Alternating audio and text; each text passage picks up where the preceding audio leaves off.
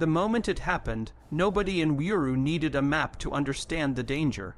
17 armed soldiers crossed a line most people can't find on a globe, and suddenly a forgotten stretch of land became the front line of a regional test. This wasn't a patrol waving through confused travelers. This wasn't a wrong turn. West Africa held its breath, and you'll see why this quiet village mattered more than any capital city headline. Do you think small places decide big futures? Drop your thoughts because this story only gets sharper from here. Wuru sits near Tumu in Ghana's Upper West, a place where borders are felt, not debated. Locals know every strange vehicle, every unfamiliar uniform. So when those soldiers crossed in numbers, spread out, and began acting like they owned the road, alarm bells rang immediately. People didn't argue politics, they read body language, they saw intent. And in regions like this, intent can mean survival or disaster. Was this coincidence or calculation? Comment below because the signs were already pointing somewhere darker. What changed everything were the sandbags. Soldiers who get lost don't fortify. They don't carve out a perimeter. They don't assume checkpoint posture. Witnesses watched as the men stacked defenses like they were preparing to hold ground, not apologize. That's when the psychology shifted from mistake to message. It felt like a probe, a quiet test of reaction time and resolve. Do you think borders are tested this way on purpose? Say it, the next twist depends on it. The villagers did the one thing that disrupts power games. They spoke up fast. Ghanaian security moved with quiet speed, no cameras, no chest. Thumping. Uniform met uniform, weapons were neutralized, questions were asked. In less than 4 hours, the soldiers were detained, questioned, and released through diplomatic channels. On paper, it looked calm, too calm, because in geopolitics, speed often hides fear of escalation. Was Ghana containing a spark or smothering a fire? Tell us what you think because this calm didn't come for free. Here's the truth most headlines skip. Small border incidents are rarely random, they are tests.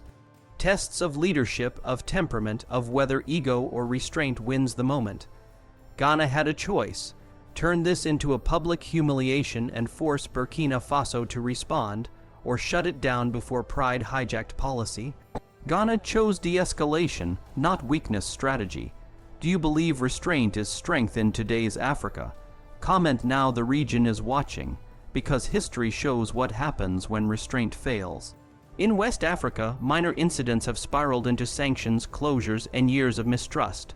Border zones feel it first, markets freeze, transport stalls, fear spreads faster than facts, and while elites debate sovereignty, civilians pay the price. That's why Wuru mattered. That's why this wasn't just about 17 soldiers. It was about whether the region would repeat old mistakes. Is West Africa learning or just delaying? Drop your prediction. There's another layer that makes this incident heavier. If this had happened across a different border, Nigeria, Ivory Coast, Niger, the outcome could have been explosive. Trust changes everything. Where trust is thin, every move becomes evidence of hostility. Ghana understood that. That's why phone calls mattered more than press conferences. That's why silence was chosen over spectacle. Do you think other leaders would have done the same? Speak up because comparisons matter here. And yet the uncomfortable question remains, what were those soldiers expecting before the alarm was raised? No one builds a perimeter without imagining the next step. That's why many see this as a failed test, not an innocent error. A test of how fast Ghana would react. A test of whether borders are flexible under pressure. A test of sovereignty itself. Was this a warning shot that misfired, or a rehearsal that got interrupted? Comment below because answers don't stay buried forever. In the end, Wuru reminds us of a brutal reality. Africa's future won't be decided only in summits or speeches. It will be decided in quiet villages, on dusty roads, in moments when leaders choose ego or restraint. Ghana chose calm this time, but the system that turns borders into pressure points is still alive, and the next incident may not allow 4 hours to breathe. Was this the end of the test or just the beginning? Say your piece because the next move may not be this quiet. Ghana had a split second to decide what kind of power it wanted to project. 17 detained soldiers could have been paraded as proof of strength. turned into a national humiliation that forced Burkina Faso to bow publicly.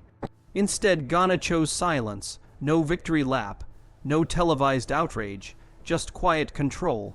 In West Africa, that choice is rare and dangerous in its own way. Was this restraint or strategy? Drop your take, because this decision rewrote the moment. To understand how explosive this could have been, you have to rewind the clock. Ghana and Burkina Faso don't share a history of perfect trust. In late 2022, tensions flared when accusations about foreign fighters and outside alliances hit the public space. Ambassadors were recalled, statements hardened, pride replaced patience. That diplomatic frost never fully melted.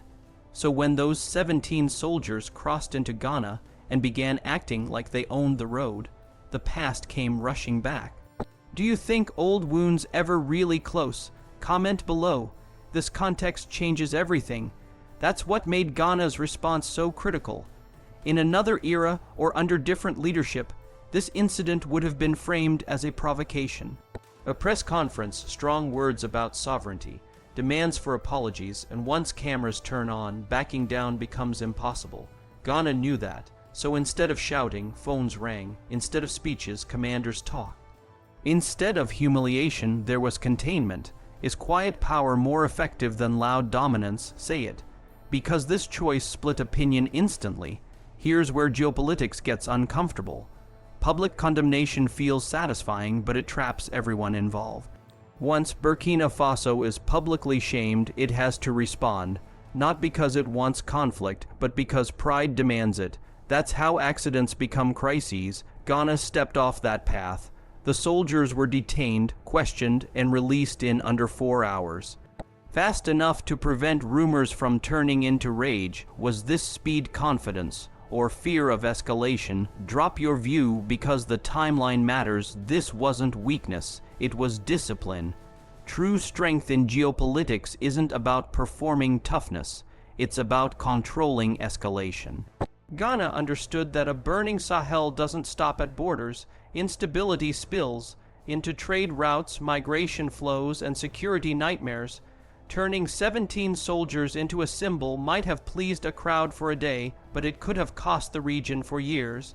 Do you think leaders should ignore public anger to protect long-term stability? Comment now. The answers divide generations. There's also a regional message hidden in Ghana's silence. West Africa has watched too many incidents spiral because leaders chose ego over exit ramps. Sanctions followed, borders closed, ordinary people paid first. Ghana's move signaled a different rule: de-escalate early or inherit chaos later. That's a quiet challenge to the old playbook. Did Ghana just model a new kind of leadership, or break rank with regional pressure politics? Say what you think. This debate is just starting, but restraint comes with risk. By resolving the issue quietly, Ghana also left questions unanswered. Why were those soldiers building a perimeter? Who authorized the move? Was this a test of reaction time? Silence keeps peace, but it can also invite repeat behavior if lessons aren't learned. Do you believe quiet resolutions deter future incidents, or encourage them? Drop your prediction, because the next move may already be forming. What makes this moment bigger than Ghana's timing? The Sahel is fragmenting, alliances are shifting, trust is thin. In that environment, every border incident is watched by neighbors and outsiders alike. Ghana's choice will be studied. Some will see maturity, others will see vulnerability, and some will ask whether restraint only works once. Is West Africa entering an era of cooler heads, or just a pause before louder confrontations? Comment below.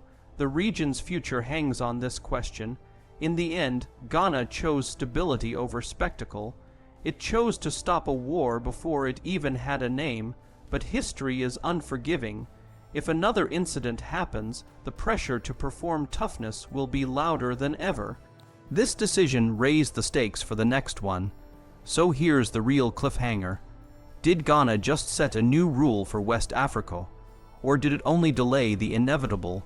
Drop your take, because the next chapter could test this choice harder than anyone expects. For the villagers in Wuru, this wasn't diplomacy, it wasn't strategy, it was fear. 17 armed men standing where they shouldn't be, building sandbags, controlling space, changing the rules of the road in minutes. In places like this, silence doesn't mean calm, it means people holding their breath, waiting to see who fires first. One wrong move and a quiet farming community becomes a headline nobody wanted. Do you think power games ever consider people like this? Comment below, because this is where the story really starts. Border communities live on instinct. They know the difference between a patrol passing through and a unit preparing to stay. They know when something feels off. In Wuru, hesitation could have been deadly. Traders stopped moving, people stayed indoors, phones came out fast.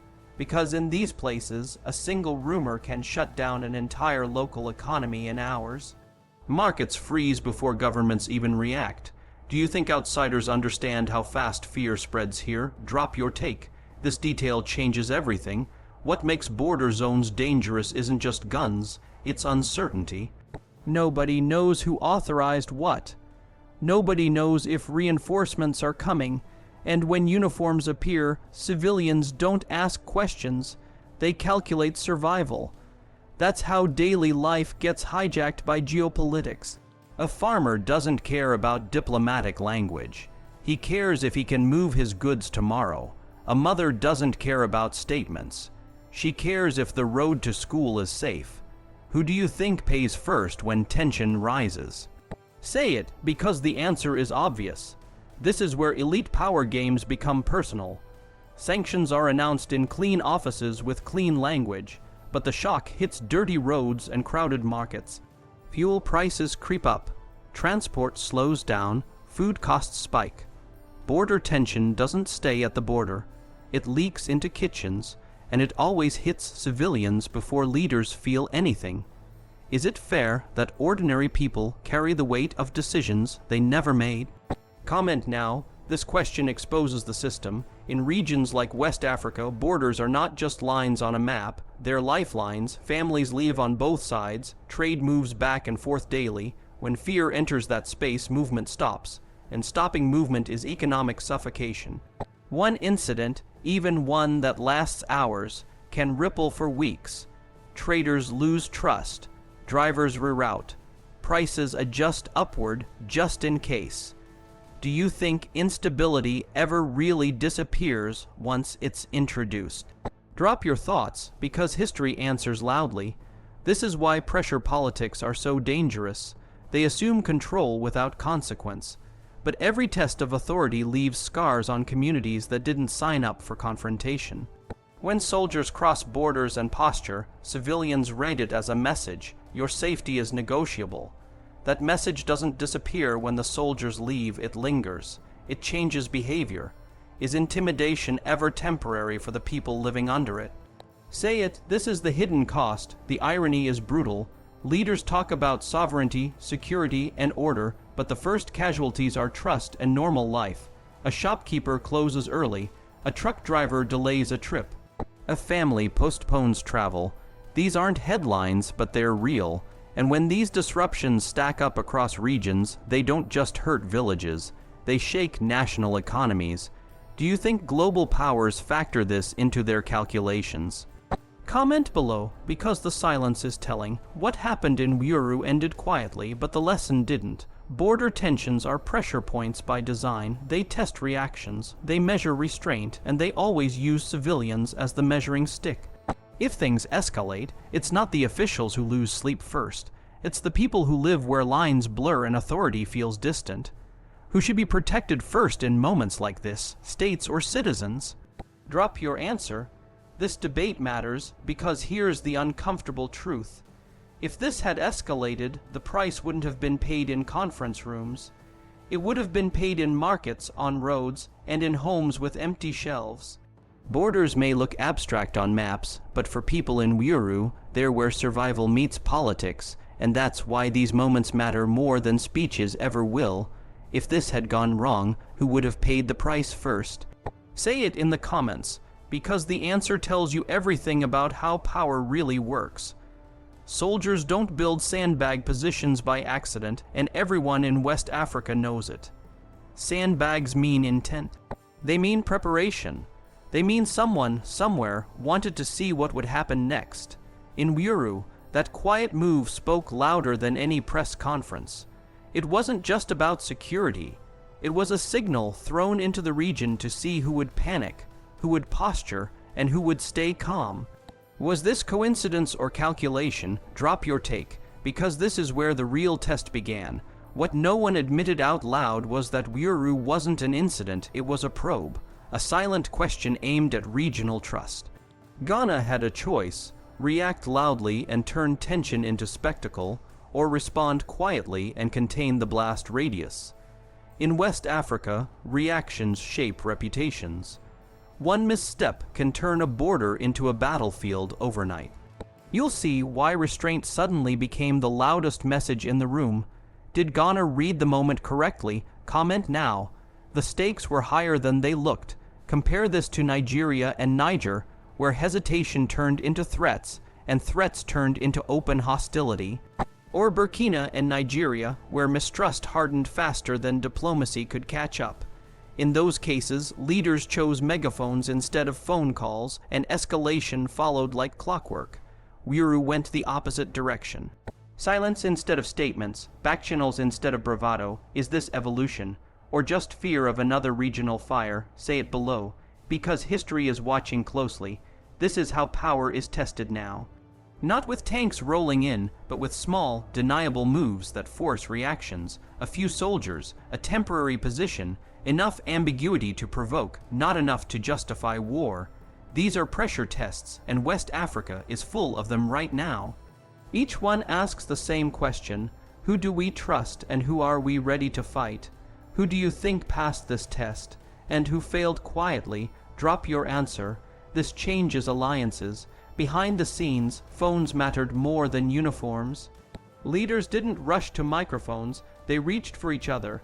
That choice alone signaled maturity or exhaustion, because the region knows what escalation costs: sanctions, closed borders, rising prices, and civilians paying first. This wasn't just about Wuru, it was about avoiding another Niger spiral. Do you think leaders are finally learning, or just buying time? Comment below. The next move will reveal everything. Social media didn't miss it. Analysts noticed the restraint. Citizens debated whether silence was strength or weakness. Some praised the calm. Others warned it sets a dangerous precedent. But the message was clear. West Africa is under strain, and every incident now feels like a rehearsal. The region isn't asking who has the biggest army anymore, it's asking who has the discipline not to use it. Is restraint the new power currency? Say it. This debate is only growing. Here's the uncomfortable truth.